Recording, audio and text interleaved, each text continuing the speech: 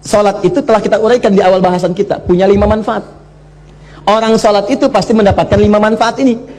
Jadi kalau orang salat tidak mendapatkan 5 ini, atau 1 di antara 5, berarti salatnya ada yang tidak tepat. Minimal 1 di antara 5 mesti dapat. Jadi kalau yang 5 ini apalagi berkumpul dalam diri kita, ini menunjukkan 100% salat kita diterima oleh Allah Subhanahu wa taala. 1 di antara 5, alhamdulillah, ada penerimaan dari Allah Subhanahu wa taala. Yang bahaya itu kalau 1 pun dari 5 itu nggak ada yang dapat, maka ada yang salah dalam salatnya. Ini menandakan belum diterima salatnya oleh Allah Subhanahu wa taala. Nah, contoh, yang pertama misalnya Quran surah ke-29 ayat ke-45. Anda hafal salat, Anda hafal ayatnya insyaallah. Innas salata tanha 'anil fahsya. Sungguh salat yang benar itu, demikian cara menerjemahkannya, sungguh salat yang benar itu saat ditunaikan maka dampaknya akan mencegah pelakunya dari 2 sumber keburukan. Jadi sifat dan sikap buruk itu hanya 2 sumbernya. Kalau bukan fahsya itu mungkar. Fahsya itu keburukan yang datang lewat syahwat. Maaf ya, pornografi, porno aksi, LGBT, kata-kata jorok, gambar-gambar yang seperti itu fahsya namanya. Jadi kalau Anda sholat, Anda masih menikmati kata-kata yang kotor, tontonan-tontonan, gosip-gosip yang tidak jelas, gambar-gambar yang erotis, itu fahsya namanya.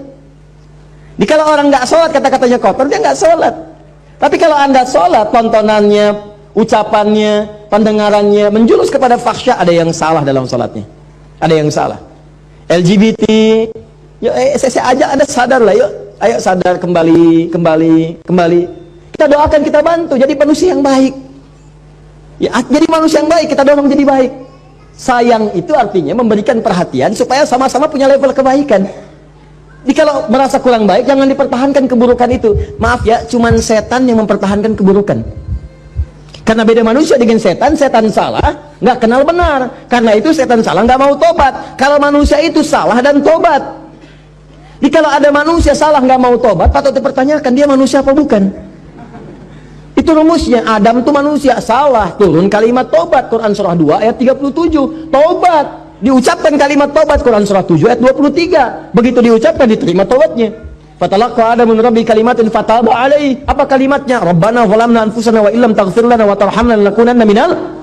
Begitu diucapkan, diterima tobat. Setan salah, diberi kesempatan tobat. Quran surah 7 ayat ke-12. Kata Allah, ma mana'aka alla tasjuda idza amartuk. Hei kamu setan, kamu salah, saya perintahkan nggak mau sujud. Kenapa nggak mau sujud? Itu kan perintah saya. Itu kalimat kesempatan tobat nggak diambil. Apa jawabannya? Ana khairum minhu, khalaqtani min nar wa khalaqtahu min tin. Saya lebih hebat daripada Adam. Saya diciptakan dari api, dia dari tanah. Nggak level. Dari api harus sujud kepada yang tanah. Marah Allah. Allah fakhruj, keluar kamu, keluar. Nah, jadi setan itu diminta tobat, diajak baik nggak mau. Kalau manusia itu beda, diajak baik jadi baik. Ya, jadi kalau Anda misalnya mendapati keluarga, teman, kawan, kemudian dia salah, diajak untuk jadi baik, nggak mau, itu tandanya? Bukan. Tandanya dia sedang dipengaruhi oleh setan. Bukan tandanya dia setan. Ibu punya suami, diajak baik, papa jadi baik dong pak. Mama ini ngajarin papa. Setan. Bukan. Ada pengaruh di situ. Jelas ya? Balik sini. Jadi orang salat itu pasti menjauh dari perbuatan fahsya, mungkar, keburukan yang diingkari oleh hati kita. Sumbernya nafsu perut dengan akal. Nafsu perut itu maaf, materi, mencuri, nafsu perut tuh, korupsi, kolusi, menipu. Nggak ada orang salat nipu. Mustahil.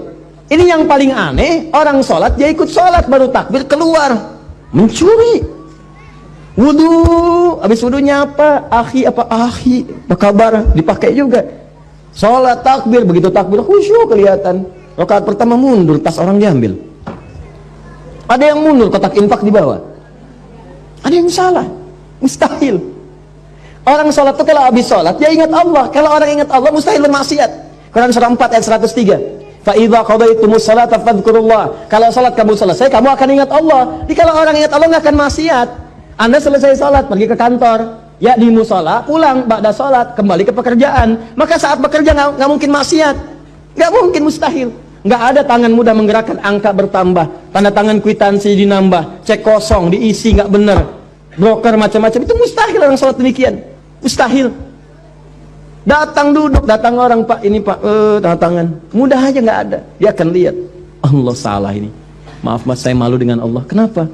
Tangan saya ini baru dipakai tahiyat, masa kemudian digunakan maksiat? Jari saya jadi tahiyat, nggak akan dipakai untuk maksiat. Silakan ambil.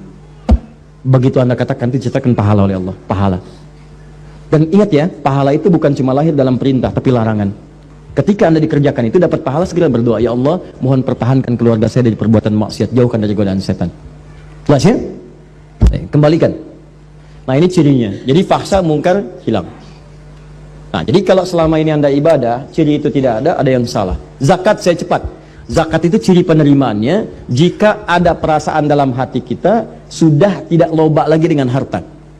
Ya, tidak loba dengan harta. Suka senang berbagi, lebih tepat guna, lebih proporsional, lebih punya visi. Allah kasih saya kebutuhan, ya Allah terima kasih, sebulan 50 juta. Ternyata kebutuhan saya cuma 30 juta. Dia evaluasi. Berarti yang 20 juta itu bekal saya ke surga.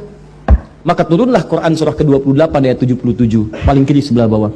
Wabtaghi fima atakallahu daral akhirah wa la tansa nasibaka minad dunya. Kata Allah, "Hei, fulan, saya titipkan harta buat ngejar ke surga, karena amalan kamu itu nggak sama dengan dia. Dia itu kelihatannya sedikit, tapi malamnya bisa tahajud, siangnya bisa puasa, baca Quran sudah banyak, hafal Quran di dalam jiwanya, dalam kepalanya. Kamu ini saya berikan harta lebih, karena tahajud gak bangun-bangun, baca Quran belum mampu, hafal Quran pun di luar kepala, masih di luar, belum masuk. Saya berikan tambahan harta supaya nyusul amalan dia, diberikanlah harta berlimpah. Masuk, dipakai. Makanya ketika kalimat itu turun, kalimat Qur'annya wabtaghi fima atakallahu daral akhirat, cari negeri akhirat dengan harta itu. Sedekah, infak. Makanya orang-orang yang telah lulus ujian dengan harta itu, jadi orientasi mengejar peningkatan omsetnya itu untuk jadi akhirat, Bu, Pak. Betul, bagaimana bisa zakat kalau nggak ada uangnya? Bagaimana bisa bersedekah kalau nggak ada uangnya? Setiap kita punya peluang, teman-teman, kalau bisa ya punya visi. Saya juga berusaha sama, walaupun cuma 3.000 misalnya, berusaha dari uang tambahan 3.000 supaya bisa infak. Bagi 3.000, bagi dalam sebulan, sehari 100, nggak apa-apa. Sehari 100. Dan ikhlas tuh nggak usah pamer sama orang. Mau ngasih ke kotak infak cuma 100, nggak apa-apa, ikhlas, nggak usah pamer. Ya begitu dimasukin dalam Jumatan misalnya kan, bagaimana caranya supaya tidak terdengar oleh orang lain, ikhlas. Lega. Masuk. Nggak apa-apa, Allah nggak akan lihat kok nilainya. Berdasar keikhlasannya diberikan apa yang mungkin orang lain